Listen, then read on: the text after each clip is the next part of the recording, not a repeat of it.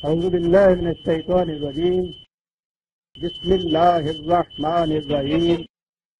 عزیزان من، آج نومبر 1973 کی 4 تاریخ ہے اور درس قرآن کریم کا آغاز سورہ یونس کی آیت 70 سے ہو رہا ہے، 10/70۔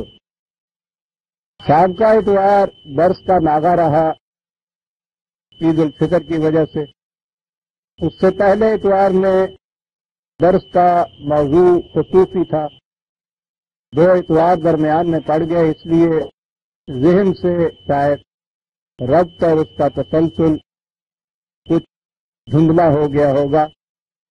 تجدید یادداشت کے لیے عرض کر دوں کہ بات یہ چلی آ رہی تھی کہ قوانین خداوندی کی صداقتوں پر یقین رکھنے والے خدا کے تعمیری پروگرام میں اس کے رفیق بنتے ہیں، اور اسی لیے وہ مومنوں کو اولیاء اللہ کہتا ہے۔ یہ کوئی الگ گروہ نہیں ہوتا، ہر مومن ولی اللہ ہوتا ہے اور خدا اس کا ولی ہوتا ہے۔ دونوں ہی چیزیں قرآن نے گنائی۔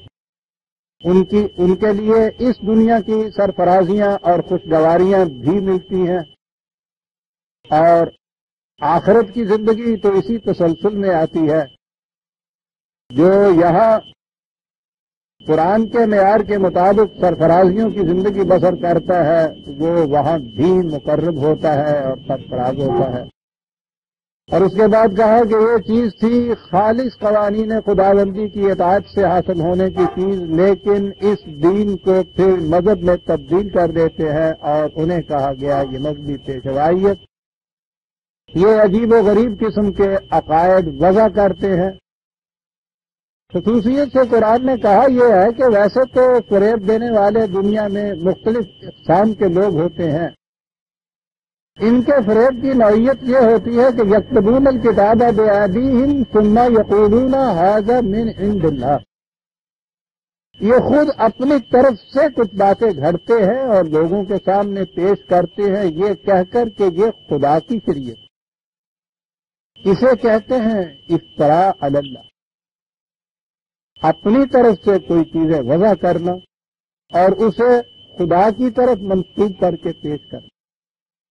اور یہی ہے وہ چیز، یہی ہے وہ تکنیک کہ جو ان کی اس عوام میں کامیابی کا راز ہوتا ہے کہ جب بھی یہ کبھی حق کی مخالفت کرتے ہیں تو یہ کہہ کے نہیں کرتے کہ ہم اس کے مخالف ہیں، کہتے یہ ہے کہ یہ خدا اور رسول کے خلاف۔ اور خدا اور رسول سے مراد ہوتا ہے ہر وہ کچھ جو ان کے اپنے ذہن کا وضع کرتا ہوتا ہے، لیکن اسے وَيَقُولُونَ هَذَا مِنْ عِنْدِ اللَّهِ اسے منسوب کرتے ہیں خدا کی طرف۔ یہ سوال صرف مسلمانوں کی مذہبی پیشوائیت کا نہیں، بلکہ پہلے دن سے یہ ساتھ کے ساتھ بات چلی آ رہی۔ ادھر سے سلسلہ رشد و ہدایت خداوندی شروع ہوتا ہے اور ادھر سے یہ جماعت جو ہے یہ آ جاتی ہے۔ ہر رسول جانے کے بعد قرآن نے کہا ہے کہ اس کے دین کو مذہب میں یہ جماعت تبدیل کر دیتی ہے، عجیب قسم کے عقائد وضع کرتی ہے، اور پھر دنیا میں مذہب ہی باقی رہ جاتا ہے، دین نہیں رہتا۔ ہر نیا رسول آتا تھا اسی دین کی تجدید کے لیے کہ جسے انہوں نے مذہب میں تبدیل کر دیا ہوتا ہے۔ یہ کشمکش ہی ساری یہی ہے۔ سوال یہ ہوا کہ یہ ایسا کیوں کرتے ہیں، اور یہاں سے آج ہمارے درس کی ابتدا ہوتی ہے۔ کہا کہ بات بڑی صاف ہے، متاع فی دنیا یہ ان کا پروفیشن ہوتا ہے، کمائی کا ذریعہ ہوتا ہے۔ پیشوائیت کی پریسٹہوڈ کی پوری تاریخ پہ غور کیجیے۔ قرآن نے ان کے متعلق کہا تھا کہ یاکلون اموال الناس بالباطل۔ یہ اس کا ترجمہ یہ نہیں کہ ناجائز طریقوں سے کھا جاتے ہیں، وہ جائز و ناجائز تو ان کے اپنے ہاتھ میں ہوتا ہے، وہ تو اپنے ہر طریقے کو جائز ہی نہیں بلکہ عین اسلام مغز اسلام بنا کے دکھاتے ہیں۔ تو جائز و ناجائز دیکھتا اب الفاظ کے گورکھ دھندے میں کس طرح الجھاتے ہیں یہ چیز۔ بالباطل اس نے کہا ہے، یہ دنیا میں باہمی تعاون کا سلسلہ ہے۔ میں نے کچھ کام دوسروں سے کرانے ہوتے ہیں اپنے، دوسرا میرے کچھ کام کرتا ہے، یہ باہمی تعاون ہوتا ہے۔ حتیٰ کہ موچی بھی اگر جوتا گانٹتا ہے تو وہ میرا کچھ کام کرتا ہے، میں اس کے معاوضے میں کچھ دیتا ہوں۔ یہ تعاون کی چیز ایسی ہے کہ اس میں وہ کچھ کرتا ہے میرے لیے اور میں اس کے لیے کچھ کرتا ہوں۔ لیکن آپ دیکھیں گے کہ یہ ایک ایسا گروہ ہے کہ جو کچھ نہیں کرتا دوسروں کے لیے، موچی اتنا کام بھی نہیں کرتا، نائی اتنا کام بھی نہیں کرتا، اور منہ لیتا ہے سب سے زیادہ۔ اسے کہتے ہیں یا کلینا والے ناصر بالباطل کے معنی ہوتا ہے کوئی تعمیری کام دوسرے کا کیے بغیر دوسرے کا مال کھا جاتا۔ اور پھر یہ کہ اس طرح سے جو دوسرے لوگ کرتے ہیں، فریب کار، گرا کٹ، نوکر باز، قانون کی نگاہوں میں مجرم، معاشرے کی نگاہوں کے اندر ذلیل، اور ان کی کیفیت یہ ہے کہ یہ سب سے بڑے گرا کٹ اور نوکر باز سب سے زیادہ مہذب معاشرے کے اندر۔ یہ عجیب قسم کی ایک تکنیک ہے۔ قرآن نے ایک لفظ کہہ کے متام فی دنیا اور پورا کا پورا نقاب چہرے سے الٹ کے رکھ دیا کہ یہ سارا راز یہ ہے، یہ ایک وقت کی روٹی کمانے کے قابل نہیں ہوتے، کوئی فن کوئی ڈھنگ جانتے ہی نہیں ہے، اور کیفیت یہ ہے کہ بل باطل کھاتے ہیں، لوگ آ کے دیتے ہیں، منتیں کرتے ہیں، پاؤں پڑتے ہیں، گھٹنے چومتے ہیں، اور دنیا میں باہر کی سوسائٹی میں معزز ترین القابات ان کے لیے مختص ہوتے۔ آپ دیکھتے ہیں کتنی کامیابی کی یہ چیز۔ کہا کہ یہ ٹھیک ہے لیکن یہ کاروبار ہمیشہ کے لیے نہیں چل سکتا۔ ثم الینا مرجعہم ثم نذیقہم العذاب الشدید بما کانوا یکفرون۔ اس کے بعد آہستہ آہستہ پھر یہ قوانین خداوندی کی طرف آنا پڑتا ہے ان چیزوں کو، اور جب یہ یہاں آتی ہے اور اس کے بعد پھر دیکھیے کہ ان کا حشر کیا ہوتا ہے۔ یہ تاریخ کا دوسرا ورق ہے پریسٹہڈ یا مذہبی پیشوائیت کی تاریخ کا، کہ جب ان کے خلاف پھر کوئی تاریخ اٹھتی ہے تو اس کے بعد کیا ہوتا ہے۔ یورپ چکڑا ہوا تھا پریسٹہڈ کے اندر، یہ کیتھولکس جن کو کہتے ہیں عیسائیت کی۔ اس کے بعد لوتھر کی ایک تاریخ اٹھی، اور وہ تاریخ ہی یہ تھی کہ صاحب یہ کلرجی، یہ چرچ، یہ ہے کیا، اس کی حیثیت کیا ہے، اس کا اختیار کیا ہے، اس کی اتھارٹی کیا ہے۔ ہر شخص اپنے اپنے طور پر بائبل سمجھ سکتا ہے، انہیں درمیان سے الگ کرو۔ ان کی اتھارٹی کی کیفیت یہ تھی کہ بادشاہ چرچ کے مقروض ہوتے تھے، اور جو کسی کا مقروض ہے پھر آپ جانتے ہیں کہ اس کی اپنی ذات کیا باقی رہتی ہے اور اپنی اتھارٹی کیا باقی رہتی ہے۔ یہ تھی کیفیت جب یہ لوتھر کی وہاں تاریخ آئی، لیکن اس کے بعد خود اس لوتھر کی تاریخ کے اندر پھر یہ مذہبی پیشوائیت پیدا ہو گئی، یعنی پروٹسٹنٹ کے ہاتھ پھر یہ پادری پیدا ہو۔ اب اس کے بعد یورپ میں یہ تاریخ جب اٹھی ہے نئے دور کی، اس نے تو پھر مذہب کو دوسرے مذہب میں بدلنا چاہا تھا۔ تنگ آنے کے بعد انسانیت پھر اس لبادے کو اٹھا کے پھینک دیتی ہے، نہ رہے بانس نہ بجے بانسری۔ یہ یورپ میں جو آپ تاریخ میٹیریلزم کی دیکھ رہے ہیں، مادہ پرستی کی، دہریت کی، خدا سے انکار کی، یہ رد عمل ہے اس پیشوائیت کا، اور جب اس کا رد عمل ہوتا ہے کسی جگہ تو سب سے زیادہ قابل نفرت یہ گروہ ہوتا ہے۔ یورپ میں یہ چیز اٹھی تو ٹھیک ہے، مذہب یا خدا اور رسول کے نام تو ان کے ہاں انہوں نے الگ کیے، لیکن یہ آکاش بیل انہوں نے اتار کے پھینک دی اپنے شجرے ملت۔ یہ پنپنے نہیں دیتی قوموں کو۔ دنیا میں جہاں جہاں آپ دیکھیں گے پریسٹہڈ کا غلبہ، وہ قوم کبھی سر ابھار ہی نہیں سکتی۔ وہ درخت کی ساری نمی یہ چوس دیتی ہے، وہ خشک ہوتا جاتا ہے، یہ پھیلتی چلی جاتی ہے۔ یورپ کو یہ اتارنا پڑا۔ آپ کو معلوم ہے کہ یورپ کی دہریت اور لادینی کے خلاف یہاں ہمارے ہاں سے یا ان مذہب پرستوں کے ملکوں سے سب سے بڑی آواز مذہبی پیشوائیت کی اٹھتی ہے ان کی لادینی کے خلاف۔ ان کے دل میں کیا درد ہے صاحب؟ وہاں کی لادینی ہوتی یا وہاں کی عیسائیت ہوتی، عیسائیت کو خود یہ باطل کہتے ہیں، یہ اس عیسائیت کے خلاف جو لادینی بقول ان کے پھیلی ہے، یہ اس کے خلاف اس قدر کیوں جدوجہد کرتے ہیں اور نفرت پھیلاتے ہیں؟ وہی بہانہ مگر عمر خود دراز کنم، یہ ان کو کچھ اس سے محبت نہیں تھی کہ وہاں کا مذہب یا عیسائیت مٹا کے لا دینی کیوں آ گئی اور لا دینی سے نفرت ہو گئی. بات ساری یہ تھی کہ مذہبی پیشوائیت کے خلاف کیوں تحریک تھی. اور یہاں بھی جو یہ کہتے ہیں کہ اسلام چھوڑ دیا اور سرکش ہو گئے اور یہ نوجوان، یہ رد عمل ہے اسی پریسٹہوڈ کا یہاں بھی. لیکن آپ دیکھیں گے کہ اس کے خلاف یہ جتنی آوازیں اٹھا رہے ہیں وہ اسلام کے خلاف تو ان کے دل میں درد نہیں ہے، مذہبی پیشوائیت کے مٹنے کا درد ہے. لیکن کہیں گے یہی آزاد اسلام نہیں رہے گا، اس سے خدا اور رسول کا نام باقی نہیں رہے گا. یہ نہیں کہیں گے کہ اس سے ہم نہیں باقی رہیں گے. کہا کہ یہ چیز جو ہے آپ دیکھیں گے کہ جب بھی علم کی بارگاہ آئی، جب بھی انسانوں نے سوچنا شروع کیا تو وہ ان کے خلاف اٹھیں، اور پھر یہ جن چیزوں کا اس طرح سے تکفیر کرتے چلے جاتے ہیں خدا کی قوانین کی صداقتوں کی، اس کے بعد آپ دیکھیں گے کہ کس کس قسم کے ذلت آمیز عذاب میں پھر یہ لوگ گرفتار ہوں گے. پہلا ذلت آمیز تو یہ عزیزان من، کوئی محنت کرنے والا، کوئی کسب جاننے والا، کچھ بھی وہ ہو، منڈا بھی اسے پڑ جائے، کچھ نہ کچھ تو کما کھائے گا. آپ سوچئے صحیح کہ مذہبی پیشوائیت جن کا پیشہ ہو، اگر یہ پیشہ ان سے چھن جائے ایک وقت کی روٹی نہیں کما سکتے. یہ تو اس سیاست میں آنے کے بعد یہ دھاندلیاں یہاں یہ پیدا ہو رہی ہیں، ورنہ اس سے پیشتر بھی یہ صورت تھی. گاؤں میں ہمارے ہاں گاؤں کا ملا مردم شماری کے رجسٹر کے اندر جو خانہ کمینوں کا ہوتا تھا نا، یہ اس میں لکھا جاتا تھا. کمی جسے کہتے ہیں وہ اصل میں کمین ہوتے تھے وہاں.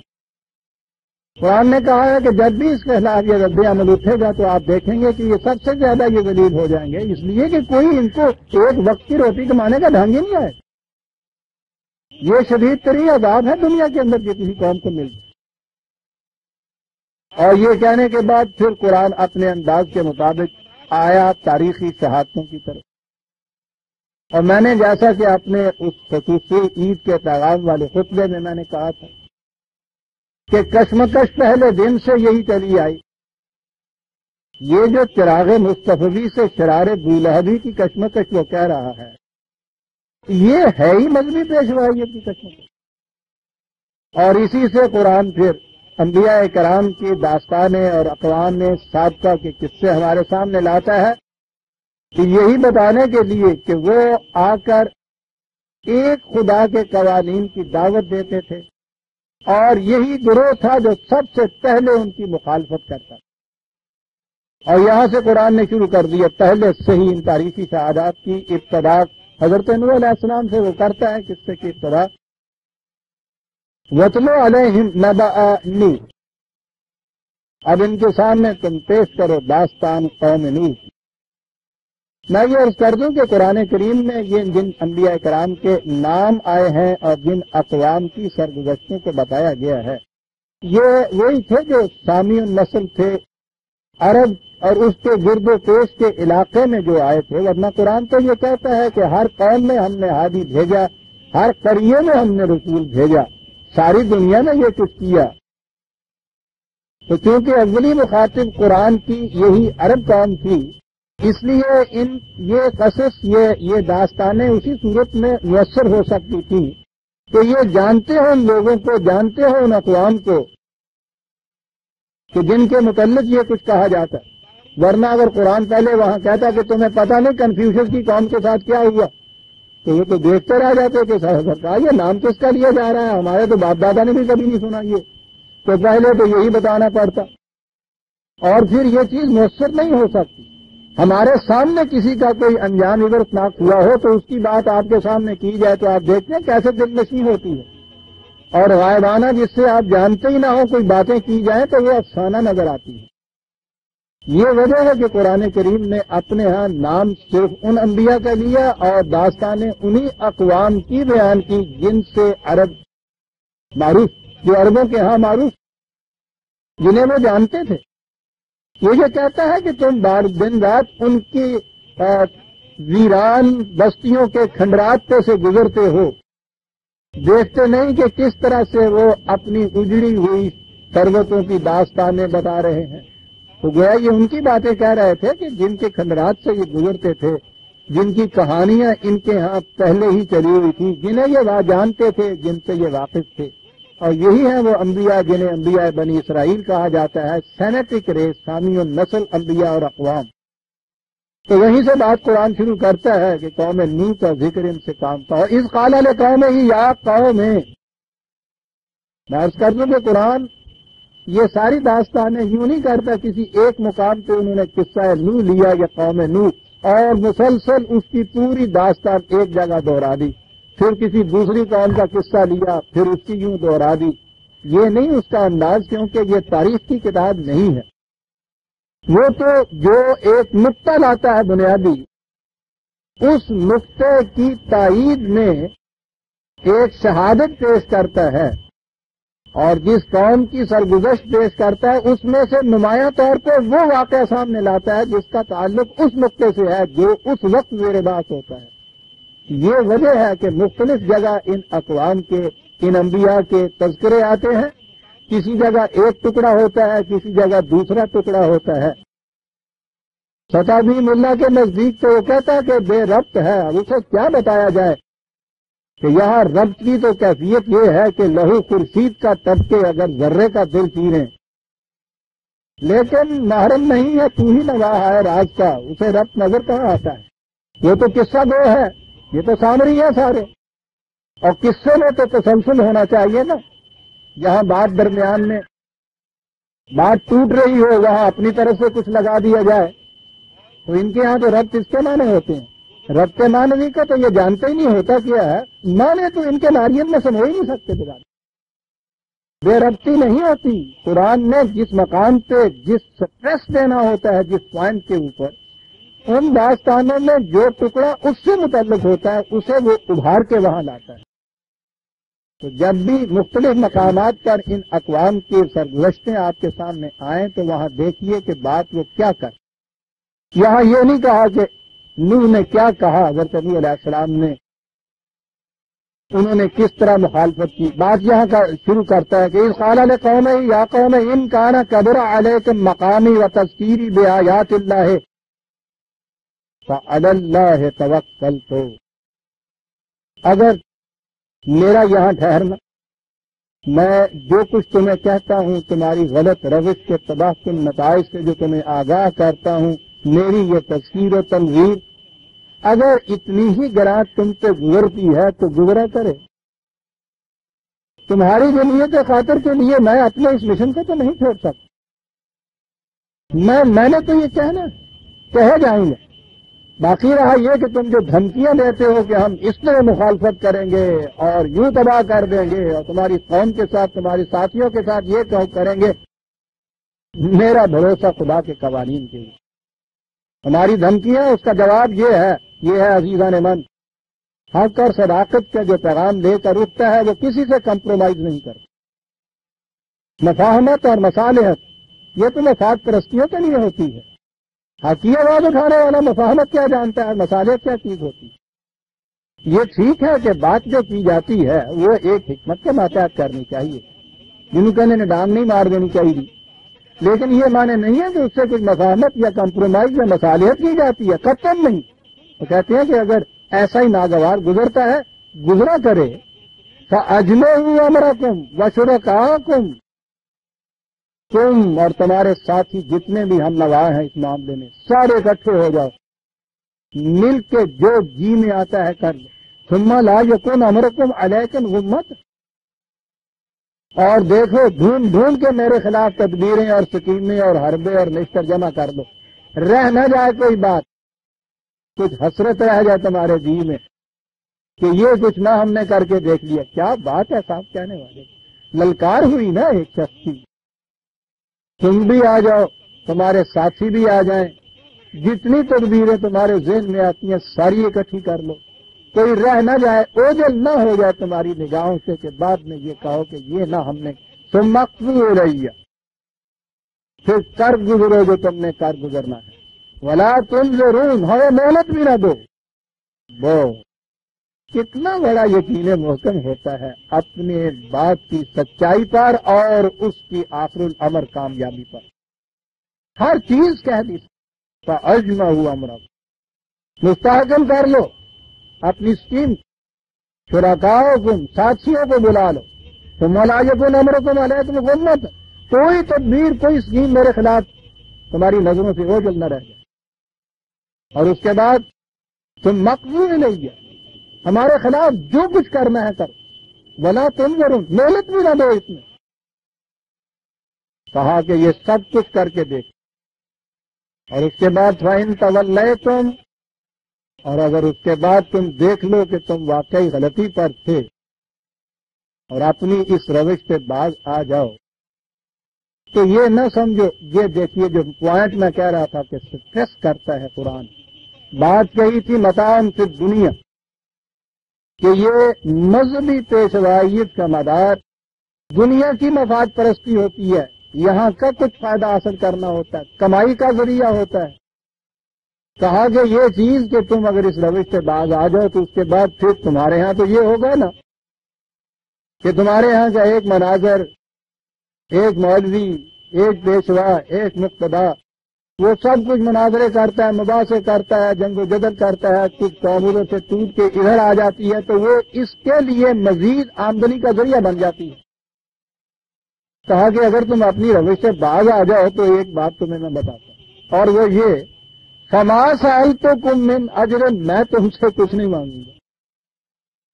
یہ ہے توڑ اس کا تجربہ، تمہیں یہی ہے اس سے پیش ہے کہ یہ سارے جتنے مباحثے مناظرے کرنے والے ہیں وہ جب کسی جگہ کامیاب بھی ہو جاتے ہیں اور فریق مخالف کے کچھ لوگ آگے ادھر مل بھی جاتے ہیں تو اس کے بعد ہوتا یہ ہے کہ جو چندہ ادھر دیتے تھے وہ ادھر دو۔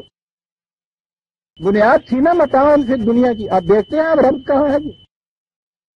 آپ دیکھتے ہیں کہ نہ تو وہ جو دعوت تھی ان کی اس کا یہاں ذکر کیا گیا ہے، نہ ان کی مخالفت کے حربوں کا ذکر کیا گیا۔ کہا یہ گیا ہے کہ میں ایک بات تم سے کہتے ہوں تم اس کی مخالفت کرتے ہو، مصالحت اور مفاہمت کا سوال نہیں، جو جی میں آئے کر کے دیتے، اور اس کے بعد اگر تم ناکام رہ جاؤ اس روش کو چھوڑ دو اور یہ کہہ دو کہ ہاں میں ٹھیک کہتا تھا، تو اس کے بعد پھر یہ صورت نہیں ہوگی کہ میں تم سے کچھ مانگوں گا۔ اور یہی فرق ہے۔ آپ دیکھیں گے قرآن کریم میں جتنے انبیاء کرام علیہ السلام کا ذکر آتا ہے، بات پہلی یہ ہوتی ہے کہ یا قوم اعبدوا اللہ، پہلی چیز تو یہ کہ قوانین خداوندی کی معصومیت اختیار کرو۔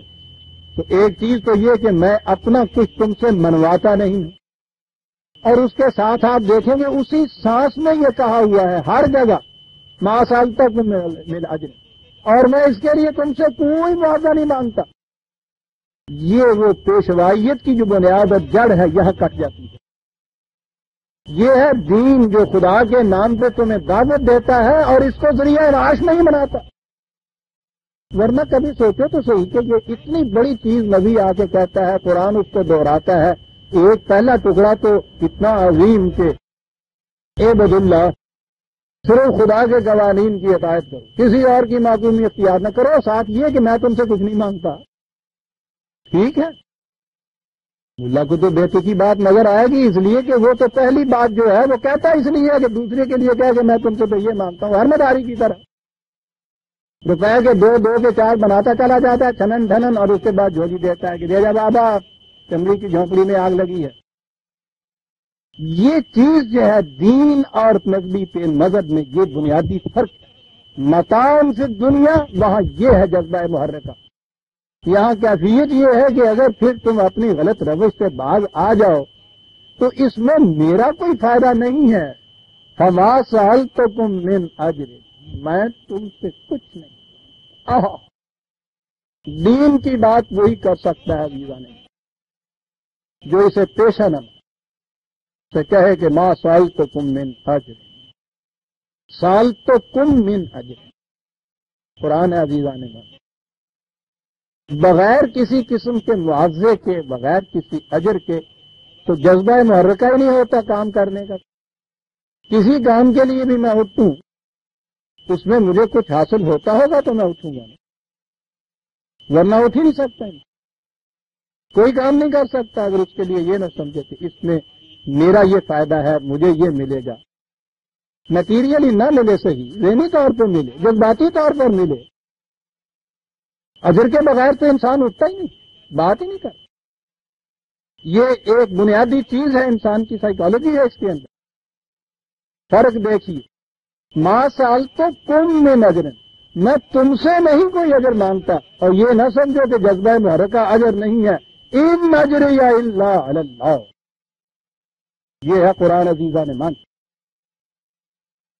دل بے مدعا صاحب ہمارے ہاں بڑا کارنامہ، اگر دل بے مدعا پاتے تو صاحب خدا ہوتے۔ بے مدعا سانس نہیں لے سکتا انسان، بے مدعا عزیزان من، جینے کی آرزو ہوتی ہے سانس لیتا ہے، ایک قدم نہیں اٹھا سکتا، ایک خیال ذہن میں نہیں آ سکتا کہ اگر انسان کے ذہن میں مدعا اور آرزو اور اس کے لیے ایک اجر جسے قرآن کہتا ہے یہ نہ ہو نہیں سکتا۔ سائیکولوجیکل امپاسبلٹی ہے، نفسیاتی ناممکنات میں سے ہے کہ انسان کام کرنے کے لیے قدم اٹھائے اور کوئی ذہن کے اندر مقصد اس کا اور اجر نہ ہو ہی نہیں سکتا۔ یہ تصوف کی بھول بھلائیاں نہیں ہیں جس میں یہ کہا جاتا ہے کہ دل بے مدعا وہ کچھ، یہ اس قسم کی چیزیں تو آتی ہیں۔ بدھ مت نے دی، ویدانت نے دی، فریب تھا جو کوئی دیا، پوچھے تو صحیح وہ دل بے مدعا پا رہے ہیں۔ یہ جو چیز تھی کہ ترک آرزو اور ترک مقاصد، ترک مدعا، یہ ہے اصل دین جو ان لوگوں نے کہا۔ فریب تھا، خود کھایا یا دنیا کو فریب دیا۔ کوئی بات بے مدعا انسان کے نہیں ہو سکتی، اور یہ ناممکن ہے کہ وہ مدعا اور آرزو کو اپنے دل سے نکال دے، ترک کر ہی نہیں سکتا۔ اور بڑا عمدہ اعتراض ہے جو اس کے اوپر کہا گیا کہ ترک آرزو یہ ہے ہمارا مقصد۔ کہا کہ سرکار یہ ترک آرزو جو ہے یہ خود آرزو نہیں ہے، یہ تو خود آرزو ہے، کیا ترک کریں گے آپ؟ قرآن یہ نہیں کہتا، رسول جیسی شخصیت یہ کہہ رہی ہے۔ دیکھا ہے انکار ہے تو اتنا بڑا، فما سألتکم من اجر، کم سألتکم من اجر، تم سے کوئی اجر نہیں مانگا۔ لیکن یہ نہیں ہے کہ یہ دل بے مدعا ہے، یہ بغیر اجر کے یہ چیز ہو رہی ہے، ہو ہی نہیں سکتا۔ تو سوال یہ ہے کہ پھر کس سے اجر مانگتا ہوں؟ ان اجری الا علی اللہ، تو یہ اجر جو ہے یہ اتنا جو تم سے میں نے کہہ دیا ہے، یہ واضح کر دیا ہے، یہ بات پہنچا دی ہے، اس کا اجر مجھے مل جائے گا۔ یہ صرف بات پہنچانے کا اجر نہیں مل سکتا، بات یہ بیچاری ہوتی ہے واپس۔ یہ کہا وہ اجر اس بات کا ہے، وہ امرت ان اکون من المسلمین، حکم مجھے دیا گیا ہے کہ تو اس جماعت کے اندر شامل ہو جو ہمارے احکام کے سامنے سر جھکائے ہوئے، اور اس کا اجر ہے جو مجھے ملے گا۔ تم سے میں نے کیا کہا؟ عبد اللہ، خدا کی معصومیت اختیار کرو، یہ تو میں نے تم سے کہا، تم سے اس کا کوئی اجر نہیں مانگتا، اگر تم ادھر آ بھی جاؤ تو اجر ہے خدا سے۔ کیا اتنی سی بات کہنے کا اجر مل جائے گا وہاں سے؟ صرف کہنے کا اجر تو نہیں ملے گا۔ اس نے مجھے یہ حکم دیا ہے کہ اجر لینا چاہتے ہو، اور پھر یہ دیکھیے کہ یہ یا کوئی نبی بھی یہ نہیں کہتا ہے کہ مجھے کہا ہے کہ تم مسلم ہو جاؤ۔ یہ بھی بڑا عجیب بنیادی فرق ہے عزیزان من۔ یہ انفرادی چیز ہوگی اگر وہ یہ کہا جائے کہ بھئی تم اپنے طور پہ اطاعت کر دیا کرو۔ مذہب میں ہر شخص انفرادی طور پر اطاعت کرتا ہے، جو بھی وہ کرتا ہے، بھکتی اور پرستش اور بندگی اور عبادت انفرادی طور پر کرتا ہے۔ دین انفرادیت نہیں، دین ایک جماعت تیار کرتا ہے ان لوگوں کی کہ جو اس طرح خدا کے قوانین کی اطاعت کرتے ہیں، اور اس کی طرف دعوت دینے والا یہ کہتا ہے ان اکون من المسلمین، مجھ سے کہا گیا ہے کہ تو بھی اس جماعت کے اندر ایک فرد شامل ہو۔ پہلے دن جو شخص جس کی دعوت دے رہا ہے نبی اکرم صلی اللہ علیہ وسلم، اول پہلے ہیں وہ بھی یہ نہیں کہتے کہ میں مسلم ہو رہا ہوں، وہ کہتے ہیں انا اول المسلمین۔ یہ نہیں ہے کہ میں الگ انفرادی طور پہ مسلم ہو جاؤں گا، میں نے یہ اطاعت اختیار کی تو بھائی میرا کام تو یہ ہو گیا، تو ٹھیک ہے میں نے بات بھی تم تک پہنچا دی۔ بالکل نہیں، وہ جماعت بناتا ہے، اور الگ بات ہے کہ اس جماعت کا فرسٹ کرسٹل جو ہے وہ خود بنتا ہے، پہلا شخص انا اول المسلمین۔ ہر نبی سے کہا گیا کہ وہ امرت ان اکون من المسلمین، اور اگر یہ ایک فرد اس جماعت کا ایک فرد نہیں ہے، نہ یہ اسلام رکھتا ہے نہ یہ مسلم کہلا سکتا، فرد قائم ربط ملت سے ہے، تنہا کچھ نہیں، موجہ دریا میں اور بیرون دریا کچھ نہیں، وہ تو دریا کے باہر کی ریت ہی اس کو جذب کر لیتی ہے، کھا جاتی ہے۔ انا ان اکون من المسلمین، پہلی چیز وہ یہ کہتا ہے کہ مجھے یہ کہا گیا ہے کہ یہ جو مسلم ہمارے سامنے جھکنے والی جماعت ہے اس کا ایک فرد بن جاؤں، مجھے یہ کہا گیا ہے۔ اگرچہ جماعت کی خود تخلیق و تشکیل و تعمیر اسی نے کرنی تھی، لیکن اپنا منتہا بتا دیا کہ یہ نہیں ہے کہ میں نے تم سے کہا تو بات ختم ہوئی، خود میں نے عطایت اس کی کر دی تو بس ٹھیک ہو گیا۔ نہ ان اکون من المسلمین، یہاں ابتدا ہے اول المسلمین، انتہا یہ ہے کہ فادخلی عبادی وادخلی جنتی، میرے بندوں کے ساتھ شامل ہو جائے اور یوں جنت میں آ جائے۔ انفرادی طور پہ تو جنت نہیں مل سکتی، ہو ہی نہیں سکتا کہ سارا معاشرہ جہنم میں ہو اور فرد جنت کے اندر، جہنم کا کوئی فرد بھی جنت کے اندر نہیں ہوتا جی ظالمان، جیسے جنت کا کوئی فرد جہنم میں نہیں ہوتا۔ دین تو عجیب مقام، یہ انفرادی چیز نہیں، یہ نظام کے بغیر کامیاب نہیں ہو سکتا، جماعت کے بغیر وجود میں نہیں آ سکتا۔ رسول بھی انا اول المسلمین کہتا ہے، اس نے یہ چیز کہی فکذبوہ ہو، انہوں نے اسے جھٹلایا۔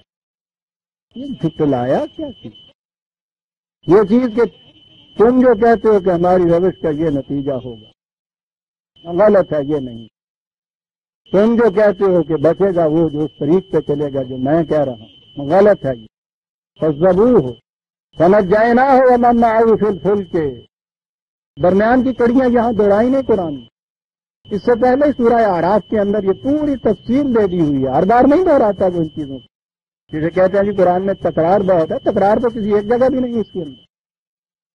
کہا انہوں نے یہ تھا فَكَذَّبُوهُ، کہا یہ تھا کہ تم جو کہتے ہو کہ ہمارا انجام یہ ہوگا، جھوٹ بولتے ہو، کہا تاریخ سے پوچھو کہ اس کے بعد جھوٹ کس نے بولا تھا۔ اب وہ تاریخ سے پوچھتا ہے، غرق ہو گئے۔ میں ہر مقام پہ تفصیل میں نہیں جاؤں گا کہ قرآن نے یہ کیسے کہا ہے اور کس طرح سے وہ یہ کچھ ہو گیا۔ بات اتنی سی اس نے کہی، وَجَعَلْنَاهُمْ خَلَائِفَ، اور ان لوگوں کو ان کا جانشین بنا دیا۔ یہ ہے، یہ صرف وہاں سے نجات ہی نہیں کہ ان کو بچا لیا اور وہاں سے الگ ہٹا لیا، بلکہ اس کے بعد یہ انبیاء کرام کی جو جماعت ہوتی ہے، یہ اس کے بعد وہی غالب آتی ہے، اس کے بعد یہ دین کو قائم کرتی ہے۔ یہ الگ بات ہے کہ یہ اتنے ٹکڑے کہیں نہ دیے گئے ہوں، لیکن ہوتا یہ ہے کہ وہ غالب آ کے رہتی ہے۔ وَجَعَلْنَاهُمْ خَلَائِفَ وَأَغْرَقْنَا الَّذِينَ كَذَّبُوا بِآيَاتِنَا، جنہوں نے ہمارے قوانین کی تکذیب کی تھی، جھٹلایا تھا، کہا تھا کہ نہیں یہ ایسے نتائج نہیں پیدا کر سکتے جیسے تم کہتے ہو، یہ ہے نا تکذیب جو قرآن کہتا ہے کہ ایسا نہیں ہو سکتا، انہوں نے انجام دیکھ لیا ایسا کہنے کا۔ یہ جھٹلانا یہ نہیں ہے کہ وہ زبان سے یا کہیں تعریف سے یہ کر دیتے ہیں، اسے تو ہم اپنی حالت سے دیکھ سکتے ہیں۔ وہ کہتا ہے کہ اِنَّهُ لَا يُفْلِحُ الظَّالِمُونَ، یاد رکھو ظالم کی کھیتی کبھی پنپ نہیں سکتی، یہ ایک اس نے اصول دیا ہے، یہ اس نے قانون بیان کیا ہے، روز دہرایا جا رہا ہے معاشروں کے اندر، ہمارے معاشرے میں بھی دہرایا جا رہا ہے۔ نہیں پنپ سکتا، نہیں کامیابی ہو سکتی۔ کبھی کسی نے بھی ہمارے ہاں اس چیز کو سچ مانا ہے کہ واقعی یہ بات ٹھیک کہتا ہے، ہم کامیاب نہیں ہوں گے ظلم کی بنا پر، زیادتی کی بنا پر، بددیانتی کی بنا پر۔ جو کچھ معاشرے میں یہ ہو رہا ہے وہ ظلم اسی فرعونیت کی تعدی کا نام ہی نہیں ہے۔ آپ کو معلوم ہے نا کہ عربوں کے ہاں عربی زبان کے اندر ظلم کے معنی ہے کہ جس چیز کو جہاں ہونا چاہیے وہ وہاں نہ ہو، تو بڑا ہی جامع لفظ ہے وہ، اس کی تو ایک شک ہے کہ جس کا حق ہے وہ حقدار کو نہ ملے، ہم اسی کو ظلم کہتے ہیں۔ بات ساری ہے جس کو جس مقام پہ ہونا چاہیے وہ اس مقام پہ نہ ہو، کہا جس معاشرے میں یہ کیفیت ہوگی وہ کبھی کامیاب نہیں ہو سکتا۔ کون ہے جو قرآن کی اس آیت سے ناواقف ہے یہاں ہمارے یہاں؟ کون اسے نہیں جانتا؟ اور کون یہ پھر اس کے بعد عملاً کہتا ہے کہ یہ سچ کہہ رہا ہے، قرآن واقعی نہیں کامیاب ہو سکیں گے؟ لگے ہوئے ہیں اپنی اپنی روش کے اوپر کہ کامیابی اسی سے ہونی ہے۔ اسے کہتے ہیں تکذیب دین۔ ایک تو وہ ہے نا کہ جو سرے سے اس کو مانتے ہی نہیں، یعنی وہ کہتے ہیں کہ نہیں یہ جتنے اصول لیے ہوئے ہیں یہ ہے ہی نہیں، اصول بات ہے، نصیحت ہے، کچھ ہے، تو پھر ہو گیا۔ تکذیب یہ ہے کہ وہ یہ جانتے ہیں، یہ مانتے ہیں کہ خدا نے یہ کہا ہے، اس کے باوجود عملاً اس کے خلاف کرتے ہیں، اور اس کے معنی یہ ہیں کہ وہ جھٹلاتے ہیں اس چیز کو جس کا زبان سے اقرار کرتے ہیں۔ یہ ہے جو شروع میں قرآن نے کہا پہلے پہلے یقولوا آمنا باللہ والیوم الآخر وما ہم بمؤمنین، یہ جو کہتے ہیں کہ ہم ایمان لائے ہیں اللہ پہ اور آخرت پہ، وما ہم بمؤمنین، پھر یہ کیا بات آگے جو اس نے کہہ دی کہ اس کے باوجود وہ ایمان لانے والے نہیں ہیں۔ یقولون، یہ جو ہے نا یقولون والے کہ یہ کہتے رہتے ہیں کہ ہم مانتے ہیں اس کو، یہ ٹھیک ہے اور اس کے لیے بڑی کوشش بھی ہم کرتے ہیں، خدمت دین بھی ہو رہی ہے، یہ سب کچھ وما ہم بمؤمنین۔ یہ مومن ہوتا کس وقت ہے؟ جب جو کہتا ہے اس کو کر کے دکھاتا ہے۔ اگر وہ کہتا ہے کر کے نہیں دکھاتا تو تکذیب دین کرتا ہے۔ ارایت الذی یکذب بالدین، اس کو بھی تم نے دیکھا جو دین کی تکذیب کرتا ہے، کفر نہیں تکذیب کرتا۔ یہ کون؟ ارایت الذی یدعو الیتیم ولا یحض علی طعام المسکین، یہ وہ ہے کہ معاشرے میں جو تنہا رہ جاتے ہیں ان کو دھکے دیتے، جن کی چلتی ہوئی کاروبار کی گاڑی رک جاتی ہے کسی طرح سے، ان کی مدد کبھی نہیں کرتے۔ ویل للمصلین الذین هم عن صلاتهم، دیکھا آپ نے یہ دین والے بات، دین ہی نہیں ہے تو نمازیوں کا ذکر ہو رہا ہے۔ ہمارے ہاں تو معاشرے میں بیشتر وہ بھی ہے نا کہ نماز روزے کے قائل نہیں ہے، وہ یہ کہہ رہا ہے کہ یہ نمازی ہے۔ دیکھا تم نے ان نمازیوں، نماز کی حقیقت سے بے گانے جو رہا ہوں، بس نماز اتنی جتنی لوگ دیکھ سکے، اور اس کے بعد تکذیب پھر کیا ہوئی؟ یمنعون الماعون، رزق کے وہ چشمے جن کو بہتے پانی کی طرح رہنا چاہیے ان پہ بند لگا کے روک دیتے ہیں۔ ارایت الذی یکذب بالدین، یہ تکذیب اور کفر میں بڑا فرق کرنا بڑا ضروری ہے۔ قرآن کی روح سے آپ دیکھیں گے تکذیب ہے یہ کہ اقرار کرتے جانا ایک چیز کا کہ ہاں ہم مانتے ہیں، عملاً اس کو جھٹلاتے چلے جائیں، تباہ ہوگا وہ۔ اور یہ دوسری جماعت جالنا ہم خلائق کا، ان کا جانشین بنائے۔ یاد رکھیے کہ یہ صرف جسے ہم کہتے ہیں کہ وہ ان کو وہاں سے نجات مل گئی اور وہاں سے نکال کے ان کو لے گئے اور یہ چیز بچ گئے، تو یہی مقصد نہیں ہے، یہ تو ایک نیگیٹو ایسپیکٹ ہوتا ہے کسی چیز سے بچ جانا۔ قرآن تو فوز عظیم کہتا ہے، اچیومنٹ کہتا ہے۔ اچیومنٹ کیا تھی؟ جالنا ہم خلائق کا، ان کا جانشین بنا دیا ہم نے ان کو۔ فانظر کیسا کانا عاقبۃ المنذرین، یہ فانظر جو کہا ہے اس قوم کو، وہ تو اسی صورت میں تھا نا کہ پہلے وہ قوم جانتی کہ یہ کون سی قوم تھی، ان کا انجام کیا ہوا، وہی کہ ان کی گزری ہوئی بستیوں کے کھنڈرات ان کے سامنے تھے، ان کی یہ داستان زبازت تھی۔ اس قوم نے کہا کہ دیکھو تو صحیح کہ پھر جنہیں آگاہ کیا گیا تھا یہ ہے نا منذرین، جنہیں آگاہ کیا گیا تھا اور اس کے باوجود وہ اپنی روش سے باز نہیں آئے تھے، دیکھو کہ ان کا انجام کیا ہوا۔ قرآن اپنا دعویٰ یوں ہی نہیں پیش کرتا، وہ اپنے دعوے کی صداقت میں شہادت پیش کرتا ہے، شہادت پیش کرتا ہے تاریخی نوشتوں کو۔ وہ ضروری نہیں کہ انہی اقوام کی تاریخ ہو جن کا ذکر قرآن نے کیا ہے، وہ تو اصول بیان کرتا ہے۔ وہ کہتا یہ ہے کہ جس معاشرے کے اندر بھی مذہبی پیشوائیت غالب ہوگی وہ معاشرہ کبھی نہیں پنپ سکتا۔ اس کے بعد وہ کہتا ہے کہ جس معاشرے میں بھی کیفیت یہ ہوگی کہ ظلم ہوگا، ہر چیز اپنے اپنے مقام پہ نہیں رکھی جائے گی، وہ معاشرہ کبھی نہیں پنپ سکتا۔ جس طرح یہ اصول عالمگیر ہیں، اسی طرح ان کا اطلاق اور اپلیکیشن بھی عالمگیر ہے۔ دنیا میں ہر قوم کے ساتھ یہ ہوا، آج بھی جہاں جہاں دنیا میں قومیں بستی ہیں ان کے ساتھ یہی کچھ ہو رہا ہے۔ آپ کسی قوم کی تاریخ لے لیجیے، ضروری نہیں کہ انہیں اقوام کی تاریخ تک اپنے آپ کو آپ محدود رکھیں، انسان کی پوری نوع انسانی کی تاریخ آپ لے لیجیے۔ یہ ہے قرآن کی صداقت کہ جو اصول اس نے ایک جگہ بیان کیا ہے، پوری نوع انسانی کی تاریخ میں کسی قوم کی ہسٹری آپ لے لیجئے گا، وہاں یہ ٹروتھ جو ہے آپ کو نظر آ جائے کہ واقعی ایسا ہوا۔ ہمارے ہاں تو اس نگاہ سے تاریخ ہی نہیں لکھی گئی، تھوڑی سی اٹیمپٹ ابن خلدون نے کی تھی، وہ بھی مقدمہ لکھ کے ہی رہ گئے، آگے نہیں چلے۔ یورپ میں یہ چیز ہوئی، انہوں نے یہ جو دی فلاسفی آف ہسٹری ایک چیز دی ہے نا ہیگل نے، اس نے رخ بدلا ان کی نگاہوں کا، ورنہ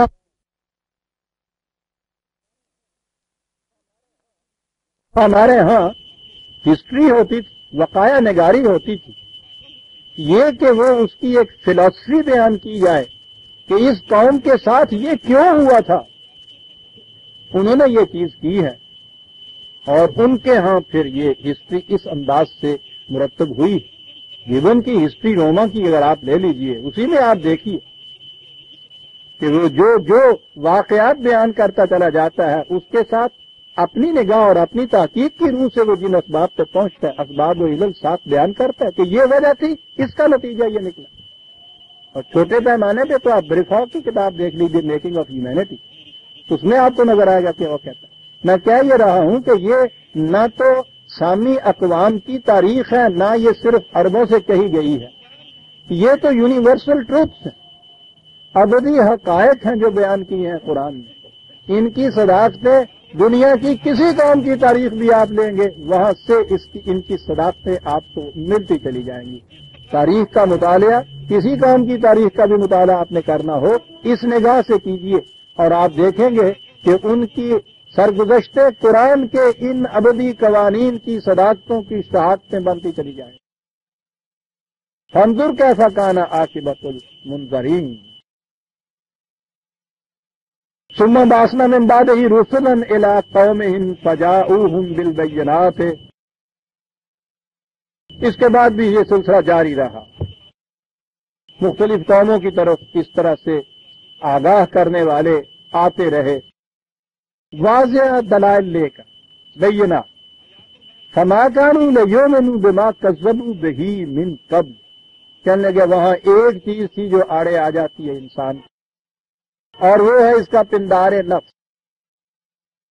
کہتا ہے کیفیت یہ ہوتی ہے مذہب پرست قوم کی، بالخصوص ان کے مذہبی پیشوائیوں کہ یہ جس چیز پہ اڑے ہوئے ہوتے ہیں، جس چیز پہ چلتے آ رہے ہوتے ہیں، یوں کہیے مذہب تو وراثتاً چلا آتا ہے نا تسلسل کے ساتھ۔ میں نے اس اپنے خصوصی خطبے میں بتایا تھا کہ دلیل ہی یہ ہوتی ہے کہ ہم نے اپنے اسلاف کو اس طریقے پہ پایا اور ہم اس پہ چلے جا رہے ہیں۔ کہتے ہیں ان کی کیفیت یہ ہوتی ہے کہ جب بھی ان کو کوئی ایسی بات کہی جائے جو ان کے اس متوارث اور متواتر اسلاف کے طریقے کے خلاف جائے، ان کا پہلا رد عمل، فرسٹ ری ایکشن ہوتا ہے نہ کرنے کا۔ تو اس کے بعد پھر کیفیت یہ ہے کہ انسان کی ضد کی، اس ابلیسیت کی، بڑے عجیب لفظ، فما کانوا لیؤمنوا بما کذبوا بہ من قبل، کہ جس چیز کے متعلق ایک دفعہ یہ یوں بھی یوں کر دیتا ہے نا، پھر ضد میں آ کے اس کو مانتا ہی نہیں، خواہ دل کیوں نہ مان جائے۔ آگے کہا ہے اس قوم فرعون کے متعلق کہ دل سے تو وہ یقین کر گئے تھے کہ بات تو یہ ٹھیک کہتے ہیں، لیکن کیونکہ پہلے کہہ چکے تھے کہ نہیں ہم نہیں مانیں گے، یہ غلط ہے، ہمارے اسلاف کے طریقے کے خلاف ہے، محض اس اپنی بات کی پچ میں آ کے پھر نہیں مانتے۔ مذہب میں اور مذہبی پیشوائیت میں یہ دوسری چیز ہوتی ہے سر۔ اور جب بھی کوئی انسان اس مقام پہ آ جائے کہ میں ضد کی بنا پہ اس نے نہ کرنی ہے، پھر دلائل کارگر ہی نہیں ہو سکتے۔ دلائل تو کارگر ہوں گے اوپن مائنڈلی کوئی چیز سنے کسی کو۔ بڑی عظیم حقیقت قرآن نے کہی کہ یوں ہی جس بات سے پہلے انکار کر دیا کہ نہیں ہم نہیں مانیں گے، میں اس لیے پھر جھٹلائے چلے جائیں گے کہ پہلے کہہ بیٹھے ہوئے ہیں کہ ہم نہیں مانیں گے۔ زندگی کا اصول عزیزاں نے من یہ یاد رکھیے، کسی بات کے متعلق جو آپ نے کوئی فیصلہ کرنا ہو، فوری جو رد عمل آپ کے اندر آئے نا، اس سے فیصلہ نہیں کرنا چاہیے۔ اس میں توقف کر دینا چاہیے، اسے دوسرے وقت پہ اٹھا رکھنا چاہیے، اور پھر اس پہ ٹھنڈے دل سے غور کرنا چاہیے۔ یوں تو یہ ہو سکتا ہے،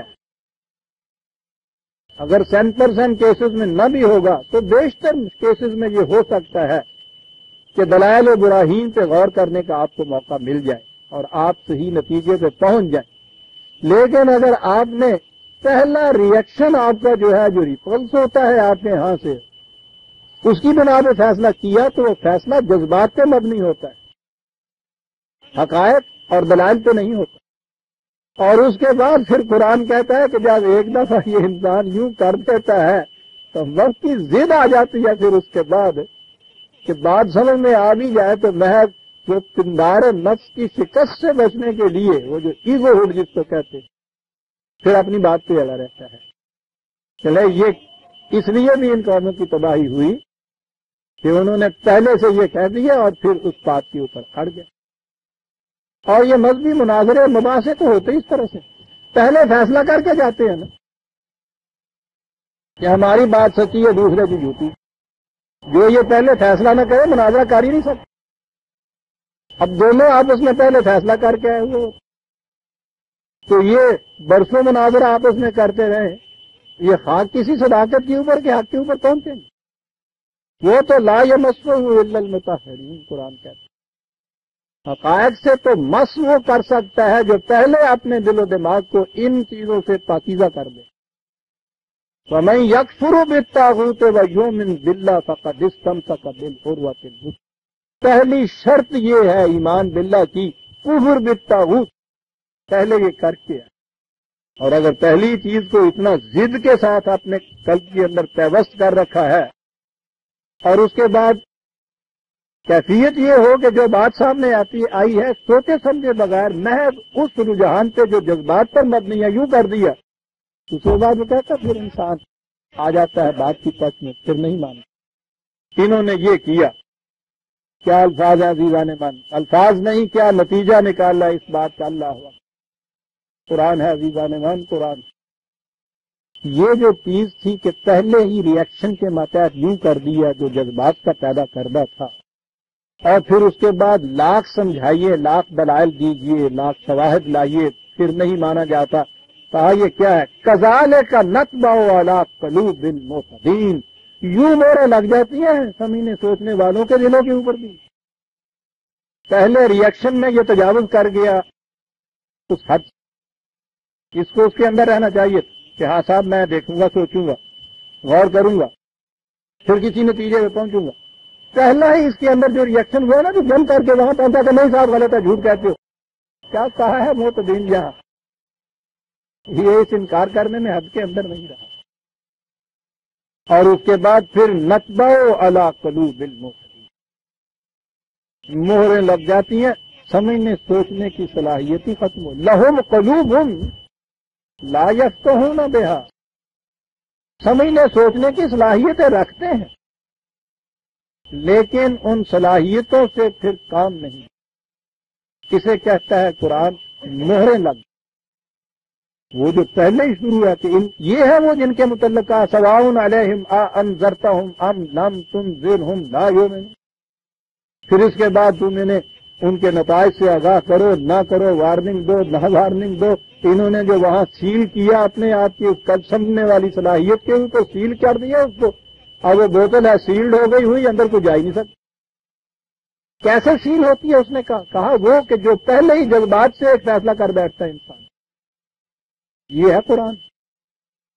اور آج کی سائیکالوجی ایک ایک چیز کی شہادت دیتی چلی جاتی ہے، قرآن جو کہتا ہے ابھی تو ابتدا ہوئی ہے اس سائیکالوجی کی۔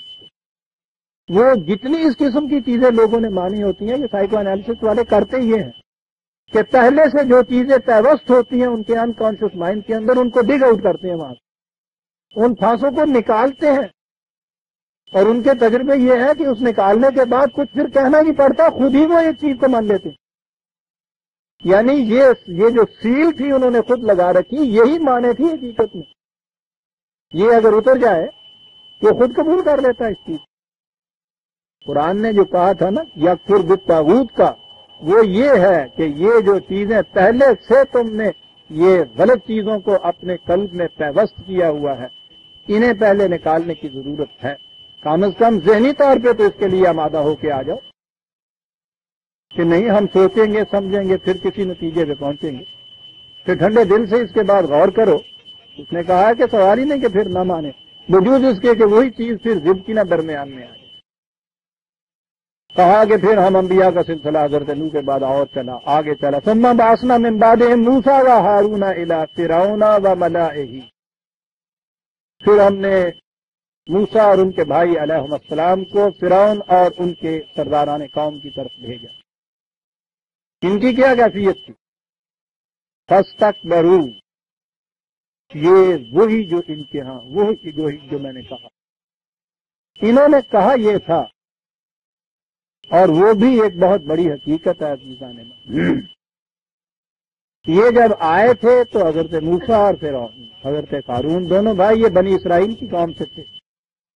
بنی اسرائیل کی قوم یہ قوم فرعون کی محکوم تھی، غلام تھی. یہ جب آئے ہیں اور انہوں نے آ کے ان سے کچھ کہنا چاہا، ابھی کہا نہیں تھا کچھ، تو وہ فرعون اور اس کے جو اہل دربار تھے، یہ جو لوگ بڑے بڑے تھے ان کے کابینہ وغیرہ والے سرداران قوم، انہوں نے یہ کہا یہ تھا کہ پہلی بات تو یہ ہے کہ یہ ہمارے جیسے آدمی ہیں. ٹھیک ہے چلو، وہ جو ذہن میں ایک چیز تھی نا کہ وہ روحانیت والے جو ہیں ان کے ماتھے پہ سینگ ہونے چاہیے، اس قسم کی کوئی بات فوق الفطرت تو ہے نہیں. اور دوسری بات یہ کہا تھا کہ ہم ان کی بات سننے و قومہما لنا عابدون، تو یہ تو اس قوم کے فرد ہے جو ہماری محکوم ہے. اللہ، محکوم کی کوئی بات اس قابل نہیں سمجھی جاتی کہ سنی بھی جائے. عزیزان سنی بھی جائے. ان افراد کے متعلق نہیں ابھی انہوں نے کہا یہ جو دونوں بھائی آئے تھے کہ ان کی ہم کیوں سنیں، کوئی اور بات ان کے خلاف، ان کے متعلق تو انہوں یہی کہا کہ نظر بظاہر کوئی ایسی خارق فطرت چیز تو ہے نہیں جو ہم سنتے آئے تھے کہ صاحب ان لوگوں کی یہ ہوتی ہیں. اور اگلی بات جو کہی ہے، کہا یہ اس قوم کے افراد ہیں کہ جو ہماری محکوم ہے. عزیزان ایمان، محکوم قوم کا تو کوئی فرد کتنا ہی اونچا کیوں نہ ہو، ذلیل کا ذلیل ہی رہے. یہاں تو عزت اور ذلت قوم کے ساتھ وابستگی میں ہے. قوم ذلیل ہے تو ہر فرد ذلیل ہے دنیا کے اندر. قوم سربلند ہے تو اس کا پست انسان بھی سربلند ہوتا ہے دنیا کی. افراد کا سوال نہیں ہے، سوال ہی یہاں قوم کا اور جماعتوں کا. ان کی قوم ہماری محبت، اس لیے ان کی بات ہم سن لیں. یہ بھی ایک یونیورسل ٹروت. معصوم کی بات کوئی نہیں سن، اس قابل ہی نہیں سمجھا جاتا کہ توجہ دی جائے اس کے لیے. چھوٹے سے پیمانے پہ میں عرض کروں گا، یہ بات اگر سے وہ بات تو بڑی ہے. کسی معاملے کے اوپر آپ بیٹھے ہوئے اپنے میں غور کر رہے ہوں، آپ کا کوئی ملازم جو ہے وہ آ کے درمیان میں یہ کہے کہ جی میں آپ کو بتاتا ہوں کیا کرنا چاہیے، اسے کہتا ہے جہاں جہاں اپنا کام کر بہانے مان جاتے. یعنی یہ نہیں کہ اس کی سننے کے بعد ہم کہیں گے کہ یہ کیا کہہ دیا تم نے، یعنی وہ اس قابل ہی نہیں ہے کہ اس موضوع کے اوپر کوئی بات بھی کر سکے. بات ہی ایسی نہیں ہو سکی جب سننے کے قابل ہو سکے، اور یہ تو ابھی معقول نہیں ہوتا. ان کی قوم ہماری معقول ہے. فاستکبروا، یہاں فاستکبروا کہا ہے قرآن میں. قوم نوح کے متعلق یہ بات نہیں کہی.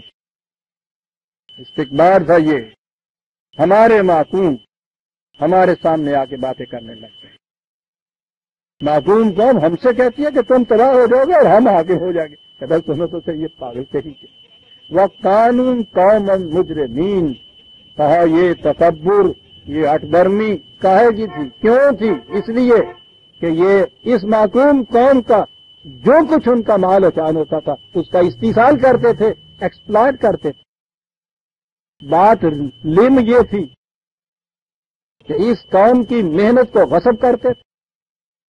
چاہتے تو اس لیے نہیں تھے کہ یہ قوم چلی جائے ہاتھ.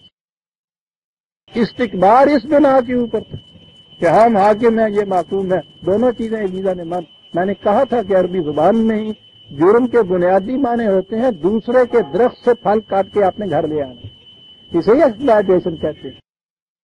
کہاں استکبار اس بنا آتا تھا، اور ذہنیت یہ تھی کہ معصوم قوم کی بات ہم کیسے سنیں. اب بات یہاں جس پہ میں سٹریس دے رہا ہوں اس نقطے پہ وہ یہ ہے کہ ہم نے بھیجا موسیٰ و ہارون کو بے آیاتنا، اور ہمارے ذہنوں میں وہ ہے نا آگے کہ پھر وہ بلایا انہوں نے جادوگروں کو، اور پھر وہ میدان لگایا ایک، اور اس میدان میں وہ پھر انہوں نے وہ جادو کے کچھ انہوں نے دکھائے، انہوں نے اپنی رسیاں پھینکی، وہ سانپ بن کے چلے، پھر انہوں نے عصا پھینکا، وہ اژدہا بن گیا، اور یہ سارا قصہ اس جادو کے زور کے اوپر یہ لگایا جا رہا ہے۔ یہاں تو ہے کہ بھیجا ہم نے اپنے قوانین دے کے موسیٰ کو اور ہارون کو ان کی طرف بھیجا، تو اس طرح سے یہ دیکھیے اگلی آیت میں بات کیسی قرآن صاف کرتا ہے، وہ تو میں آگے چل کے عرض کروں گا جامع فلما جاءہم الحق من عندنا، جب ہماری طرف سے ان کے سامنے ٹروتھ پیش کیا گیا، الحق پیش کیا گیا، دا ٹروتھ پیش کیا گیا، سب وہ تو الحق پیش کرنے کے لیے گئے، کسی کو آیات کہا ہے قرآن نے، یہ پیش کیا الحق آیات قانون، قالوا انا ھذا لسحر مبین، لفظ آ گیا یہاں، کیا پیش کیا تھا جی انہوں نے؟ قوانین خداوندی پیش کیے تھے، یہی کہا تھا کہ یہ استحصال جو تم کرتے ہو اس قسم کی ایک محکوم قوم کا، اس کا نتیجہ تباہی ہوگا، یہی کہا تھا کہ ایک قوم کو جو اس طرح سے معقول بنا کے ان پہ اپنا استبداد اور اپنا ظلم روا رکھتے ہو اس کا نتیجہ تباہی ہوگا۔ حضرت موسیٰ نے تو ڈیمانڈ ہی اتنی کی تھی کہ میں تمہیں تمہارا ملک اور تمہاری مملکت مبارک، میں کچھ نہیں تمہیں کہتا، میں تو صرف یہ کہنے آیا ہوں کہ یہ معقول قوم جو ہے اس کو میرے ساتھ جانے دے کہ خدا کی فضا میں آزادی کا سانس لینے کے قابل بنا دوں، اتنی ڈیمانڈ تھی نا، جانے کیسے دیتے؟ انہ قوم مجرمین، وہ تو ان بھیڑوں کی اون مون رہے تھے، اپنے کمبل کس طرح سے بناتے پھر ان بھیڑوں کو جانے دیتے تھے، آئے تھے یہ آیات لے کر، یہ قوانین لے کر آئے تھے، الحق لے کر آئے تھے نا۔ اب یہاں جو کہا ہے کہ انہوں نے کہا ھذا لسحر مبین، تو ابھی تو انہوں نے نہ کوئی اپنا جادو کا نمونہ دکھایا تھا، نہ کوئی اس قسم کا کرشمہ سامنے آیا تھا، اس بات کو انہوں نے کہا تھا لسحر مبین ہے۔ غور کیجئے گا کہاں بات آئی ہے کہ ہمارے قوانین لے کے گئے، الحق انہوں نے پیش کیا، انہوں نے کہا کہ لسحر مبین، تو ابھی تو کچھ انہوں نے نہ ڈگڈگی بجائی، نہ کوئی انہوں نے روپے بنا کے دکھائے، تو یہ کس بات کو انہوں نے یہ شعر کا ترجمہ ہم اپنے ذہن میں جادو کرتے چلے جائیں گے؟ پوچھو ان عربوں سے کہ وہ کس معنی میں یہ لفظ استعمال کرتے ہیں۔ وہ فریب جو سچ بن کے سامنے آئے اسے وہ سحر کہتے ہیں، وہ جھوٹ جو سچ بن کے سامنے آئے، اس قسم کا وہ اس کے اندر وہ کہتے تھے کہ ایک تو جھوٹ وہ اکھڑ سا آدمی بولتا ہے، جھوٹ بولا پتا چل گیا یہ کرنا پیا، کہتے ہیں ایک اس قسم کا لطیف جھوٹ ہوتا ہے کہ جھوٹ بول رہا ہے اور نظر پتا ہر سمجھ میں نہیں بات آتی، وہ سچ بنتا دکھائی دیتا ہے، جو جھوٹ اس قسم کا لطیف ہوتا تھا اسے وہ سحر کہتے، اور یہ جتنا کچھ بھی آپ کو بعد میں یہ جادو کہہ کے بتایا گیا ہے اس کی حقیقت بھی یہ ہوتی ہے اور جھوٹ ہی ہوتا ہے، وہ سچ بنا کر دکھایا جاتا ہے۔ وہ جو 1 روپے کے یوں 2 روپے بنا دیتا ہے تو الگ بات ہے کہ ہمیں پتا ہوتا ہے کہ مانگنے والا بیکاری ہے، بعد میں وہ خود بھی یہ کہہ دیتا ہے، جتنا وقت وہ سٹیج پہ آگے کرتا ہے، اور وہ سٹیج میں جو وہاں کے بیکاری آتے ہیں ان اقوام کے، وہ تو کبھی یہ پہلے بتاتے نہیں نا کہ ہم بیکاری ہیں، بیکاری تو ادھر والا ہوتا ہے، پہلے دکھاتا ہے بعد میں مانگتا ہے، وہ تو پہلے لے لیتا ہے بعد میں دکھاتا ہے، اس لیے وہ بیکاری نہیں ہوتا۔ تو وہ جو کچھ کر رہا ہوتا ہے وہ سارا کا سارا وہ بتاتا یہ ہے کہ دیکھیے صاحب یہ سردا ہے میرے ہاتھ پہ، یہ روپیہ ہے میرے ہاتھ کے اوپر، یہ آئیے، حالانکہ وہ یہ کچھ نہیں ہوتا، آپ کی نگاہیں دھوکہ کھا رہی ہوتی، وہ اتنا لطیف ہوتا ہے کہ وہ پہچان نہیں سکتی۔ یہ دیکھیے یہ قوم 1400 سال پیشتر اس کو سحر کہتی ہے، وہ جھوٹ جو سچ کے پردے میں آئے، لطیف اتنا ہو کہ بظاہر پہچان نہ سکے آدمی اس بات، سحر۔ انہوں نے یہ کہا تھا کہ تباہ ہو جاؤ گے، تمہاری روش جو ہے یہ نہیں چل سکتا، ظلم پنپ نہیں سکتا۔ انہوں نے کہا کہ یہ جو کچھ تم کہہ رہے ہو جھوٹ ہے، لیکن دلائل ایسے دیتے ہو اس کے لیے، منطق اتنی ہے تمہاری کہ اچھے سے اچھا سمجھدار بھی اس فریب میں آ جاتا ہے۔ یہ تھی ساری بات جو وہ کہتے تھے کہ یہ قوم ان کی باتیں سن نہ پائے، ورنہ یہ دل نشیں ہے جو چیزیں یہ کہہ رہے ہیں، بات ہے سچی۔ قرآن میں آگے آیا ہے، اس نے کہا ہے کہ یہ قوم اور فرعون اپنے دل میں یقین رکھتی تھی کہ یہ ٹھیک کہتے ہیں، خود تو مانتے نہیں تھے کہ اتنی بڑی حکومت جا رہی، عوام کو سننے نہیں دیتے تھے۔ اب یہاں انہوں نے دیکھا کہ خود کام نہیں چلتا، موسیٰ کی دلائل کا تو جواب نہیں دیا جا سکتا، انہوں نے اپنے ہاں کے مذہبی پیشواؤں کو بلا بھیجا تھا کہ یہ تمہارے بس کی بات ہے، مذہب کی سطح کے اوپر لاؤ، کیونکہ یہ جو کچھ پیش کر رہا ہے خدا کے نام پہ پیش کر رہا ہے، تو مشترک تو چیز ہو گئی نا، ہاں یہ دین تھا، وہ مذہب تھا، وہ بھی تو خدا کے نام پہ دھوکہ دیتے تھے۔ اور ویسے آپ دیکھیے کہ یہ لوگ جانتے کس طرح ہیں ایک دوسرے کو، سب جانتے ہیں ایک دوسرے کو، پتا تھا کہ یہ حامان اور یہ جنود اس کا اور یہ مذہبی پیشوائیت اور مندروں میں جو کچھ ہوتا ہے، یہ جانتا تھا فرعون اور اس کے مجاور کہ یہ سب جھوٹ و فریب ہے جو کچھ وہاں ہوتا ہے۔ انہوں نے کہا کہ اس جھوٹ کا علاج ان جھوٹوں کے پاس ہے، انہیں بلاؤ۔ یہ تھا جو وہاں ہوا۔ میں سورہ اعراف میں یہ الفاظ جہاں آئے تھے وہاں بتا چکا ہوں، آگے بھی جہاں آئے گے میں عرض کروں گا۔ قرآن نے یہاں اتنا ہی کہا ہے، اتنا صرف یہاں میں یہ کہتا ہوں کہ قوانین دے کر بھیجا، الحق انہوں نے پیش کیا، ابھی کوئی کسی قسم کی وہ جس کو آپ جادو کی بات کہتے ہیں وہ نہیں دکھایا، اور انہوں نے کہا کہ انا ھذا لسحر مبین۔ دیکھا نا آپ نے کس چیز کو کہا، سحر کے یہ معنی، یہ جھوٹ ہے جسے سچ کے پردے میں تم پیش کر رہے ہو۔ قال موسیٰ اتقولون للحق لما جاءکم السحر ھذا، کہو کیا الحق دا ٹروتھ تمہارے سامنے آ رہا ہے اور اس کو تم کہتے ہو کہ یہ اس قسم کا جھوٹ ہے جو سچ کے پردے میں تمہارے سامنے پیش کیا جاتا ہے۔ انہوں نے کہا اس کی دلیل کیا ہے؟ کہا دلیل یہ ہے کہ ولا یفلح الساحرون، جھوٹ کو سچ کے پردے میں لا کے دکھانے والے تھوڑے سے وقت کے لیے تو اپنا مقصد براری ہو جاتی ہے، کامیابی ان کو نصیب نہیں ہوتی۔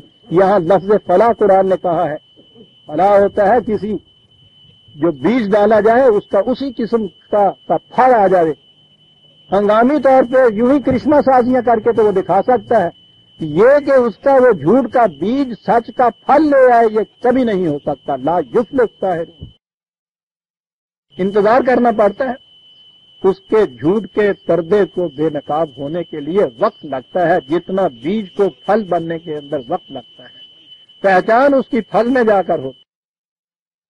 یہ کہ اس نے جھوٹ کہہ کے آپ کو یہ کہا کہ صاحب یہ اس دفعہ گندم بوئیے، دیکھیے 100 من جھاڑ ہوگا اس کا، کہا کہ یہ اس کے بعد یہ بات کہ جھوٹ کہتا ہے اس کے لیے 6 مہینے کا انتظار کرنا پڑے گا، اس سے پہلے یہ بات صاف نہیں ہو سکے، بونا ہوگا، محنت بھی کرنی پڑے گی، انتظار بھی کرنا پڑے گا، آخر میں کیا ہوگا؟ یہ ہے وہ جو لفظ ہے لا یفلح الساحرون، جھوٹ کا بیج سچ کا پھل نہیں لا سکتا، انتظار کرنا پڑے گا، دیکھنا ہوگا۔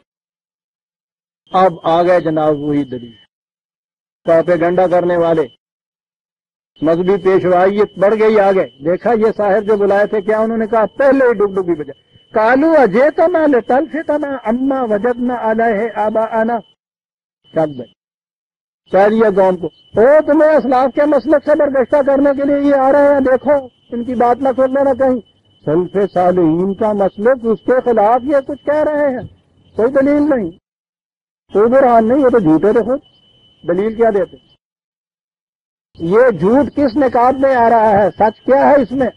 سلف صالحین کا مسلک تواتر سے چلا آ رہا، توارث سے چلا آ رہا۔ کہا کہ یہ کہتے ہیں کہ صاحب یہ تم غلط کہتے ہو، میں یہ کہتا ہوں حضرت امام فلاں علیہ الرحمہ جو ہے ان کا ارشاد ہے، یہ ان کو جھوٹا کہہ رہا ہے، چل بھائی یہ کہا آپ ادھر ہو لیے اور یہ بھیڑوں کا چھتا چھڑ کے اس کے پیچھے۔ عزیزان من، اگر وہ ہار جیت اس میدان کے اندر آ کے اور ان جادوگروں کو اور ان کے معاملے میں ہی ہونی تھی تو اس پروپیگنڈے کی کیا ضرورت کہ تمہیں اسلاف کے مسلک سے برگشتہ کر رہا ہے؟ یہ جو آگے انہوں نے اگر وہ جادو کی کچھ چیزیں دکھانی تھی تو وہ اسلاف کا مسلک کون سا تھا جس سے یہ کھلا رہا ہے؟ اگر انہوں نے بھی مقابل میں جادو کی چیزیں دکھانی تھی تو یہ بھی تو انہی کے اسلاف کا مسلک تھا جسے یہ پیش کریں گے۔ بات سمجھ میں آئی آپ کے؟ جادو کی کوئی چیزیں پیش کرنی تھی تو جادو کی چیزیں تو وہ پیش کر رہے تھے اور کہہ رہے تھے کہ اسلاف کا ہمارے مسلک ہے. یہ تو ان سے بھی بڑا جادو پیش کر رہے تھے. انہوں نے کہا تھا سبحان اللہ ہمیں تو فلاں حضرت صاحب کی بات تھوڑی سمجھ میں آئی تھی, ان کو بہت زیادہ سمجھ میں آ گئی ہوئی ہے. یہ شیخ المشائخ ہے, وہ نہ جادوگر. تو دونوں میں کوئی ٹکراؤ ہو رہا تھا نا. ٹکراؤ یہ تھا, بات یہ کہی گئی ہے تمہیں بہکا رہا ہے, اسلاف کے مسلک کے خلاف کہہ رہا ہے, وہی مذہبی پیشوائیت کا حربہ. عزیزان من, یہاں رسیوں کا سام بن جانا اور اجدے کا عصا کا اژدہا بن جانا, یہ تو نہ الحق ہے نہ آیات اللہ ہے, قوانین بھی نہیں. نہ یہ ہے کہ یہ تمہیں ان کے مسلک سے برگشتہ کر دے گا. دلیل یہ بھی ہے. یہ تو ہوئے مذہبی پیشوائیت والے. اب آئے یہ ارباب سیاست وہاں. انہیں اس سے غرض نہیں تھی کہ یہ آباء و اجداد کا مسلک تھا, اسلاف کی راہ ہے یا کدھر بہکاتا ہے. اس کے لیے تو انہوں نے یہ مذہب پرست کے وہ حامان اور اس کے لشکر وہ لائے تھے. یہ بیٹھ کے کیا کہتے ہیں آپس میں, کہا کہ بڑا خطرہ نظر آ رہا ہے جو کچھ یہ باتیں کہہ رہا ہے. یہ پروپیگنڈا یہ کر رہا ہے کہ یہ ان کو کیا حق حاصل ہے. یہ ایک جنڈلی جو اوپر بیٹھ گئی ہے کہ تمہاری محنت کی کمائی کو کھائے چلی جا رہی ہے, ان کے ہاتھ سے یہ اقتدار چھینو. ان کو یہ خطرہ تھا. سنیے عزیزان من, قرآن کیا انداز بیان ہے کہ مذہبی پیشوائیت وہ دلیل لے کے آئی اور انہوں نے کہا وَتَكُونَ لَكُمُ الْكِبْرِيَاءُ فِي الْأَرْضِ. چاہتے یہ ہیں کہ ہمیں اقتدار سے ہٹا کے خود اقتدار کی مسئلے کرا لے. تو یہ ہے ہماری بات. ہر باب اقتدار سے یہ کہا کہ یہ ہیں ان کے ارادے. اگر ان کو اجازت دے دی گئی کہ یہ یہاں قوم میں پروپیگنڈا یہ کر دیں کہ تمہارا سب کوئی لوٹ کے یہ کھا جاتے ہیں, تو پھر تو یہ قوم چھوڑے گی نہیں. کیونکہ خود کبھی ذہن میں نہیں آیا تھا کہ ہم اقتدار لیتے ہیں قوم یا ملک یا عوام یا ان لوگوں کی فلاح کے لیے. بات تو اپنی ہی کبریائی کی تھی نا. اس لیے ان کے متعلق بھی ذہن ادھر ہی گیا کہ چاہتے یہ ہیں کہ ہمیں ہٹا کے خود ان کرسیوں کو سنبھال لیں. ہمارے ہاں جو ہوتا ہے روز, کتنی لوگ نیتی سے کوئی حزبی اختلاف والا کیوں نہ اٹھے, ہمیں معلوم ہوتا ہے کہ مقصد اصل میں یہ ہے کہ یہ کرسی اس سے چھین کے ہمارے حصے میں آ جائے. انہوں نے کہا وَتَكُونَ لَكُمُ الْكِبْرِيَاءُ فِي الْأَرْضِ. یہ چاہتے یہ دونوں گروہ آ گئے عزیزان من, اور یہ دونوں نے فیصلہ کیا اور کہا وَمَا نَحْنُ لَكُمَا بِمُؤْمِنِينَ. ان سے کہا کہ بابا ہم تمہاری کوئی بات نہیں ماننے والے. یہ جو ہوتا ہے نا بے کے ساتھ, یہ ہے وہ چیز. یعنی یہ یہاں ابھی وہ سحر اور جادو یہ بات نہیں آئی. بات یہی ہے کہ جو کچھ تم کہتے ہو ہم اسے ماننے والے نہیں, اس پر ہم ایمان نہیں لا سکتے. اور اس کے بعد جیسا میں نے عرض کیا پھر انہوں نے یہ سمجھ لیا کہ عوام میں یہ ان خیالات کو پھیلا رہے ہیں. اور میں آگے چل کے عرض کروں گا جہاں یہ آیا ہے کہ فرعون سے کہا گیا تھا کہ ان کو کھلی چھٹی دے رکھی ہے تم نے, پکڑو ان کو پھانسی دو, سب سے بات ختم ہو. اس نے کہا تھا کہ اتنی جلد بازی نہ کرو, میں جانتا ہوں کہ اس کا نتیجہ کیا ہوگا. اور یہ چیز نہیں کی انہوں نے, ہاتھ نہیں ڈالا ان پہ. اس سے نظر آتا ہے کہ وہ قوم تھی تو معصوم اور اقلیت بھی, لیکن اس کا وزن بڑا تھا اس قوم کا. انہوں نے ان پہ ہاتھ نہیں ڈالا مستعد. اس لیے اس نے فرعون نے کہا تھا کہ نہیں یہ غلط ہے جو تم کہتے, میں اور سوچتا ہوں. انہوں نے کہا کیا کرو گے؟ انہوں نے کہا کہ یہ عوام کو اپنے ساتھ ملانا چاہتے ہیں نا. عوام ہے مذہب پرست, اس لیے مذہب کی سطح کے اوپر ان کو لے آؤ. اور ہمارے مذہب پرست علماء, ہمارے یہ پیشوا, ہمارے یہ برہمن, یہ ہمارے یہاں پجاری, یہ عوام کو بھڑکائیں ان کے خلاف. یہ ہے علاج. ان کو پھانسی دینا علاج نہیں ہے اس کا. قوم اٹھائے گی ان کی جو ہے. کیا تدبر ہے. یہ ہے جسے اقبال نے سیاست فرعونی کہا, حکمت فرعونی کا. حکمت فرعونی مذہب کی سطح پہ آ جائے. یہاں بھی بڑے گہرے کاریگر ہوتے ہیں وہ سیاستدان جو مذہب کے رنگ میں سیاست پیش کرتے ہیں. یہ سیاسی لیڈروں کی باتوں کو تو آپ یوں ہی جھٹلا سکتے ہیں, عوام کی سمجھ میں بھی آ جاتی ہے. جب اسی چیز کو وہ یہ کہہ کے آئیں کہ یہ اقامت دین ہے, یہ خدا اور رسول کا ارشاد ہے, بڑا مشکل ہوتا ہے اس میں. بڑی گہری چیز ہو. یہ ہے جسے حکمت فرعونی کہا ہے اقبال۔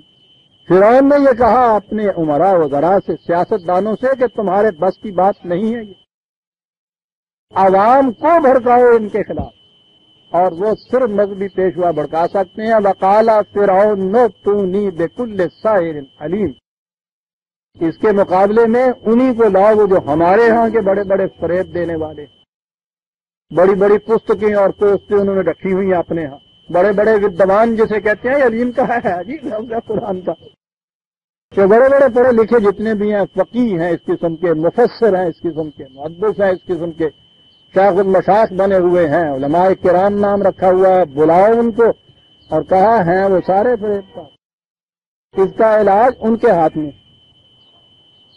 بلاؤ ان کو۔ ہاں فلما جاء السحرة قال لهم موسى القوا ما انتم ملقون۔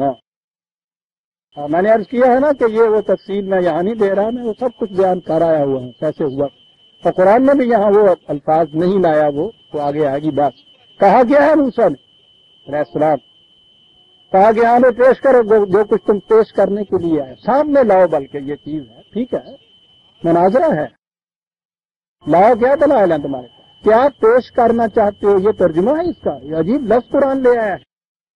یہ نہیں ہے کہ وہ دکھاؤ کیا تم دکھانا چاہتے ہو، وہ محسوس جادو کی چیز تو دکھانے کی تھی نا، یہ نہیں کہا یہ ہے کہ وہ لاؤ پیش کرو، کیا چیز ہے تمہارے پاس۔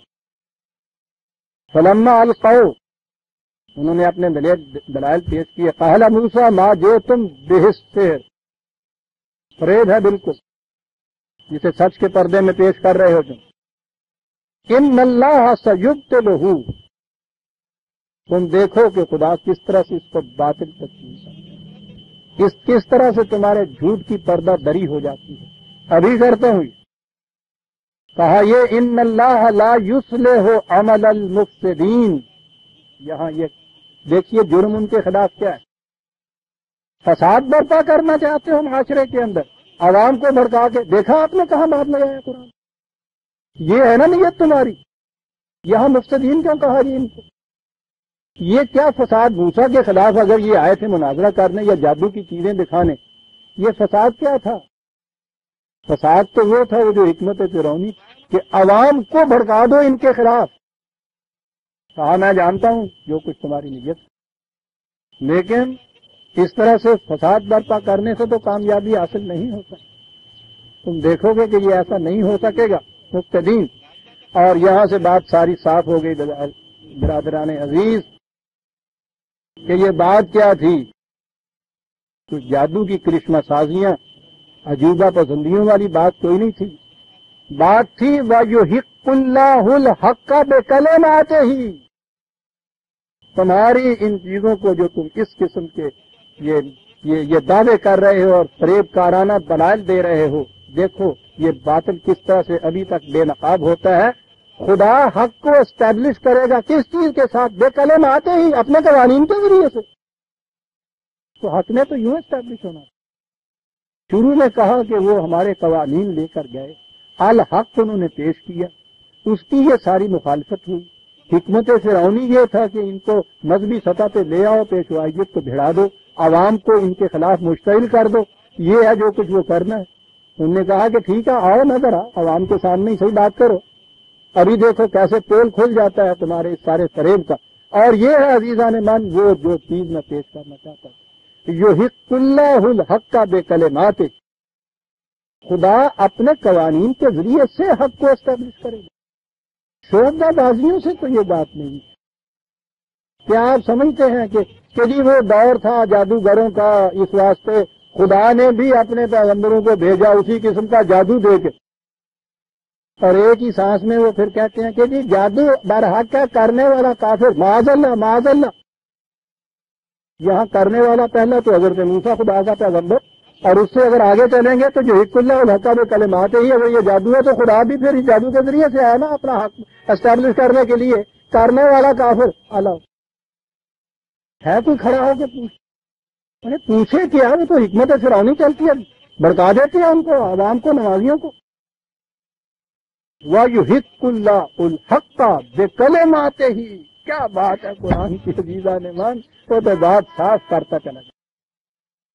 اس کے ذریعے سے اس نے حق کو اسٹیبلش کیا تھا۔ شعبے دکھا کے الحق اسٹیبلش ہوتا ہے؟ ہوا ہے کبھی آج تک؟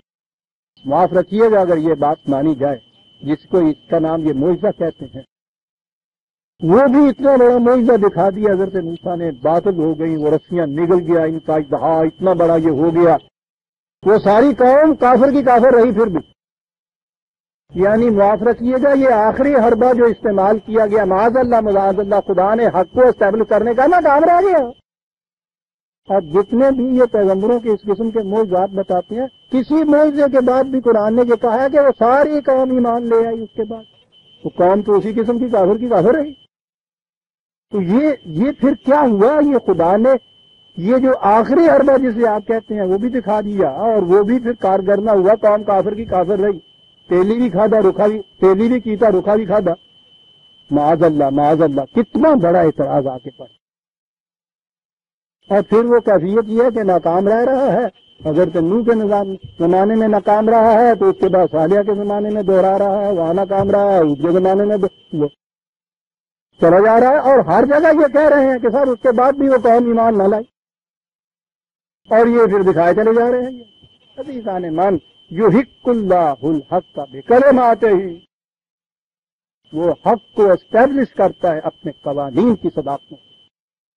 اور آگے ہے وَلَوْ كَرِهَ الْمُجْرِمُونَ، دیکھیے وہ کون سا حق ہے جو اسٹیبلش کرتا ہے ایکسپلائٹیشن کو روکنے والا، جرم کو روکنے والا حق۔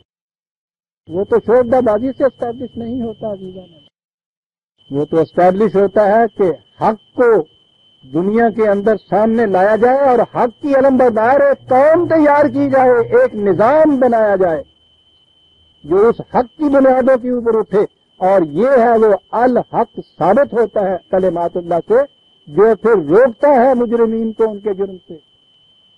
ورنہ نہ یہ زبانی دلائل روک سکتے ہیں، نہ آپ کے ہاں کی کرامات روک سکتی ہیں، نہ یہ شعبہ بازیاں روک سکتی ہیں۔ یہ تو نہیں جرم کو مجرمین کو روک سکتے ان کے جرائم سے، کوئی مجرم قوم ان باتوں سے نہیں رکتی۔ میں نے کہا ہے نا کہ قرآن نے بتایا کہ انبیاء نے یہ دکھایا، قوم پھر ویسے کی ویسی رہی، لہذا سوال یہ نہیں تھا، الحق وہی تھا جو خدا کے قوانین کو انہوں نے پیش کیا تھا، اور یہ رکنا اسی طرح سے تھا کہ اس کے مقابلے میں ایک قوم اٹھتی جو الحق کی علم بردار ہوتی۔ سورہ یونس کی آیت 82 تک ہم آگے عزیزان من 83 سے آئندہ لیں گے۔ ربنا تقبل منا انک انت السمیع العلیم